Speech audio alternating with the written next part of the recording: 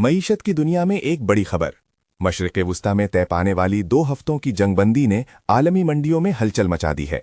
तफसीलात के मुताबिक तेल की आलमी कीमतें हैरानकुन तौर पर $100 फी बैरल से नीचे आ गई हैं, जिसके नतीजे में आलमी स्टॉक और बॉन्ड्स मार्केट में जबरदस्त तेजी देखने में आई है।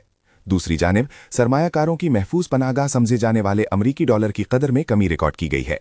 ये तमाम मुस्बत तब्दीलियां बुध के रोज इस वक्त सामने आईं जब तनाज़ों के फरीक़ैन ने मशरिक़ वुस्ता में 2 हफ्तों की जंगबंदी पर इत्तेफाक कर लिया। इस पेशरफ्त ने आलमी मंडियों को एक बड़ा सुकून फराहम किया है।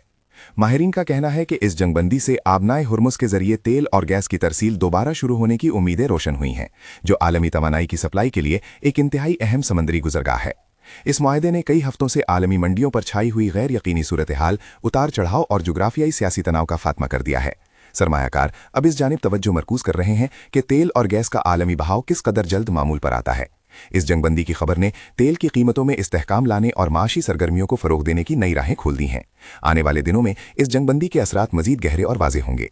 ये देखना भी बाकी है कि आलमी मईशत इस मौके को किस तरह इस्तेमाल करती है ताकि तवानाई की कीमतों में इस्तेहकाम को यकीनी बनाया जा सके।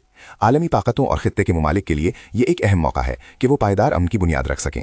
मजीद ऐसी अहम खबरों और तज्जियों के लिए हमारे साथ जुड़े रहें।